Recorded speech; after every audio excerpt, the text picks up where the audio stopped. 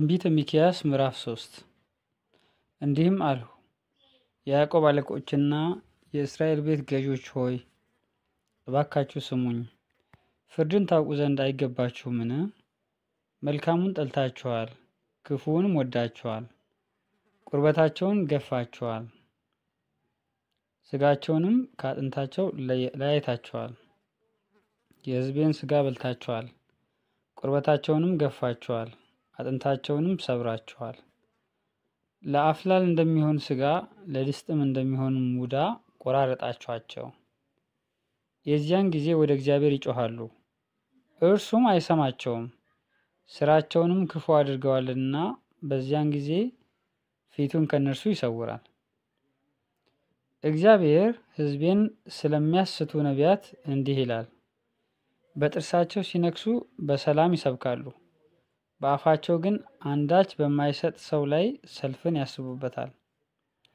ስለዚህ ሌሊት ይሆንባቸዋል እንጂ ራእይ አይሆንላቸውም፣ ጨለማም ይሆንባቸዋል እንጂ አታሟርቱም። ፀሐይም በነቢያት ላይ ትገባለች፣ ቀኑም ይጠቁርባቸዋል። ከእግዚአብሔርም ዘንድ መልስ የለምና ባለራእዮቹ ያፍራሉ፣ ሟርተኞችም ይዋረዳሉ፣ ሁሉም ከንፈራቸውን ይሸፍናሉ። እኔ ግን በደሉን ለያዕቆብ ኃጢአቱንም ለእስራኤል እነግር ዘንድ በእግዚአብሔር መንፈስ ኃይልና ፍርድን ብርታትንም ተሞልቻለሁ።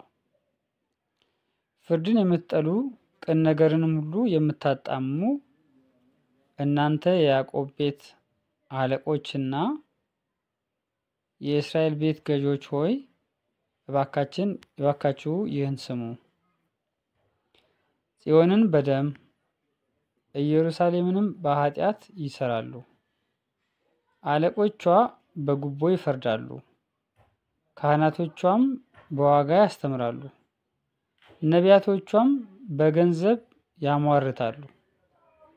ከዚህም ጋር እግዚአብሔር በመካከላችን አይደለምን? ክፉ ነገር ምንም አይመጣብንም እያሉ በእግዚአብሔር ይታመናሉ። ስለዚህ በእናንተ ምክንያት ጽዮን እንደ እርሻ ትታረሳለች፣ ኢየሩሳሌምም የድንጋይ ክምር ትሆናለች። የቤቱም ተራራ እንደ ዱር ከፍታ ይሆናል።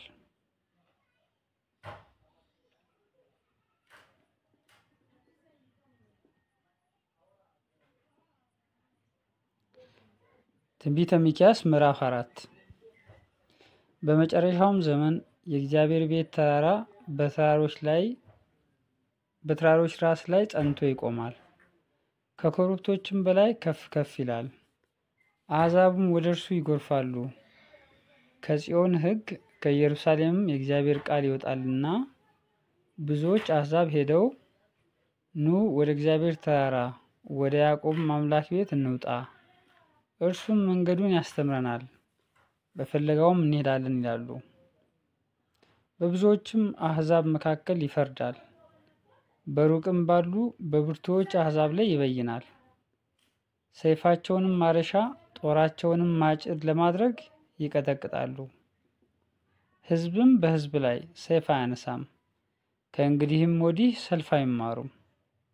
የሠራዊት ጌታ የእግዚአብሔር አፍም ተናግሯልና ሰው እያንዳንዱ ከወይኑና ከበለሱ በታች ይቀመጣል፣ የሚያስፈራውም የለም።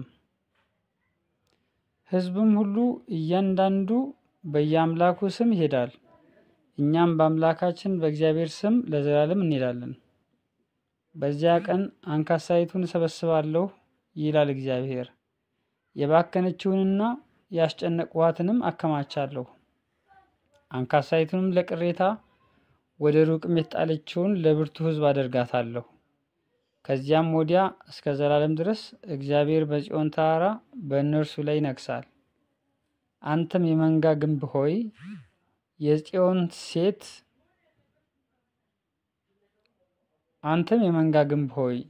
ሴት ልጅ አምባ ወደ አንተ ትመጣለች። የቀደመችው ግዛት የኢየሩሳሌም ሴት ልጅ መንግሥት ደርሳለች። አሁንስ ለምን ትጮኻለሽ? እንደምትወልድ ሴት ምጥ የደረሰብሽ ንጉሥ ስለሌለሽ ነውን? ወይስ መካሪ ስለጠፋብሽ ነውን? የጽዮን ልጅ ሆይ እንደምትወልድ ሴት አምጠሽ ውለጂ። አሁን ከከተማ ትወጫለሽና በሜዳ ትቀመጫለሽ፣ ወደ ባቢሎንም ትደርሻለሽ፣ በዚያም ያድንሻል። በዚያም እግዚአብሔር ከጠላቶችሽ እጅ ይቤዥሻል። አሁንም ርኩስ ትሁን፣ ዓይናችንም በጽዮን ላይ ይይ የሚሉ ብዙ አሕዛብ በአንቺ ላይ ተሰብስበዋል። ነገር ግን የእግዚአብሔርን ሐሳብ አያውቁም፣ ምክሩንም አያስተውሉም። እንደ ነዶ ወደ አውድማ አከማችተዋቸዋልና። የጽዮን ልጅ ሆይ ቀንድሽን ብረት ጥፍርሽንም ናስ አደርጋለሁና ተነሺ ሂጂ። ብዙ አሕዛብንም ታደቂያለሽ፣ ትርፋቸውንም ለእግዚአብሔር ሀብታቸውንም ለምድር ሁሉ ጌታ ትቀጅሻለሽ።